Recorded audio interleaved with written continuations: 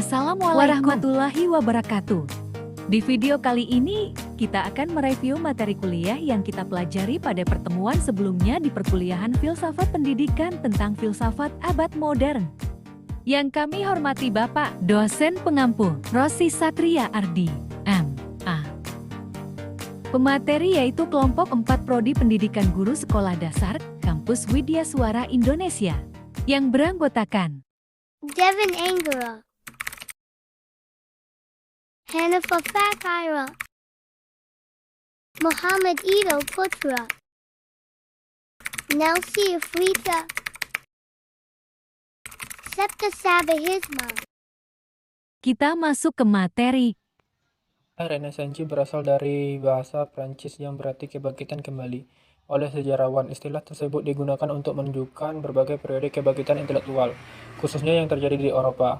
Orang yang mula-mula menggunakan istilah tersebut adalah Jacques Michelet, sejarawan Prancis terkenal. Menurutnya, Renaissance ialah periode penemuan manusia dan dunia dan bukan sekedar sebagai kebangkitan kembali yang menggunakan permulaan kebangkitan modern.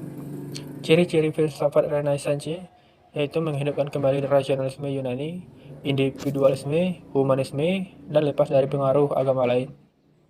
Rasionalisme adalah paham filsafat yang mengatakan bahwa akal adalah alat terpenting untuk pengetahuan. Menurut aliran rasionalis, suatu pengetahuan diperoleh dengan cara berpikir. Aliran rasionalisme ada dua macam, yaitu dalam bidang agama dan dalam bidang filsafat. Dalam bidang agama, aliran rasionalisme adalah lawan dari otoritas dan biasanya digunakan untuk mengkritik ajaran agama. Sedangkan dalam bidang filsafat, rasionalisme adalah lawan dari empirisme dan sering berguna dalam menyusun teori pengetahuan. Tokoh aliran rasionalisme yaitu Descartes pada tahun 1596 sampai tahun 1650 Masehi, Spinoza pada tahun 1632 sampai tahun 1677 Masehi, dan Leibniz pada tahun 1646 sampai 1716 Masehi. Idealisme adalah suatu aliran yang mengajarkan bahwa hakikat dunia fisik hanya dapat dipahami dalam kaitannya dengan jiwa dan roh. Istilah idealisme diambil dari kata ide, yaitu sesuatu yang hadir dalam jiwa. Idealisme mempunyai argumen epistemologi tersendiri. Mereka mempunyai argumen yang mengatakan bahwa objek-objek fisik pada akhirnya adalah ciptaan Tuhan. Empirisme adalah salah satu aliran yang menekankan peranan pengalaman dalam memperoleh pengetahuan serta pengetahuan itu sendiri, dan mengecilkan peranan akal. Istilah empirisme diambil dari bahasa Yunani empeiria, yang berarti coba-coba atau pengalaman. Ciri-ciri pokok empirisme yaitu empirisme tentang teori makna dan teori tentang pengetahuan. Kantianisme, sebuah pemikiran-pemikiran Kant yang terpenting di antaranya ialah pemikiran akal murni.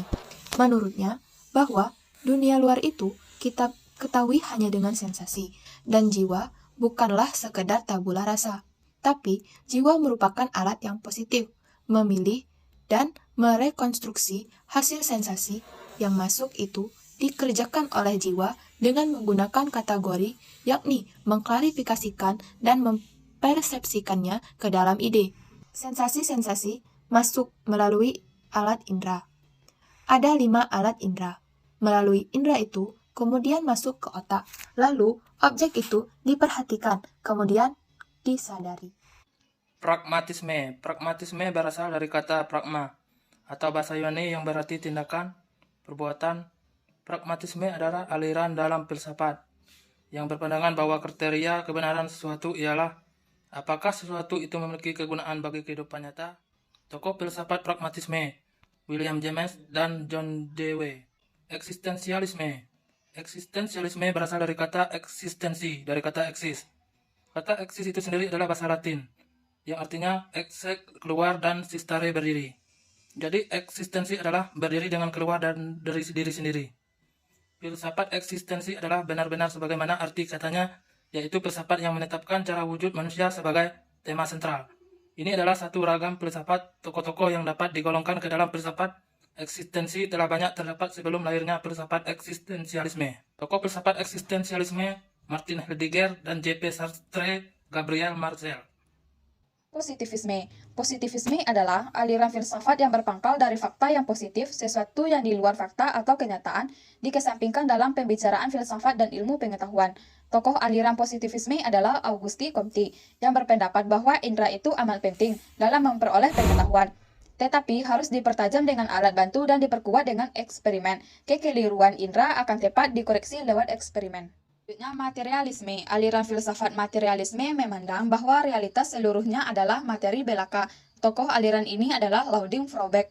Menurutnya hanyalah alamlah yang ada. Manusia adalah alamiah. Dalam pandangan materialisme, baik yang kolot maupun yang modern, manusia pada akhirnya adalah benda seperti halnya, tetapi kayu dan batu. Memang orang materialis tidak mengatakan bahwa manusia sama dengan benda seperti kayu dan batu. Akan tetapi, materialisme mengatakan bahwa pada akhirnya, jadi pada prinsipnya, manusia hanyalah sesuatu yang material, dengan kata lain materi. Selanjutnya yaitu Marxisme. Marxisme adalah aliran filsafat yang ditujukan kepada ajaran Karl Marx, yaitu pada tahun 1818 sampai 1883 Masehi. Ajaran filsafat Marx disebut juga materialisme dialektik dan disebut juga materialisme historis. Disebut sebagai materialisme dialektik karena peristiwa kehidupan yang didominasi oleh keadaan ekonomis yang material itu berjalan melalui proses dialektika, tes, antites, dan sentites. Mula-mula, manusia hidup dalam keadaan komunitas, asli tanpa pertentangan kelas, di mana alat-alat produksi menjadi milik bersama.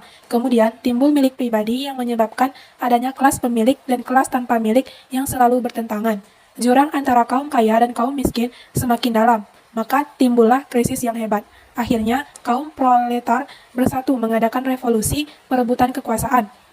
Maka timbullah diktator proletariat dan terwujudlah masyarakat tanpa kelas di mana alat-alat produksi menjadi milik masyarakat atau negara.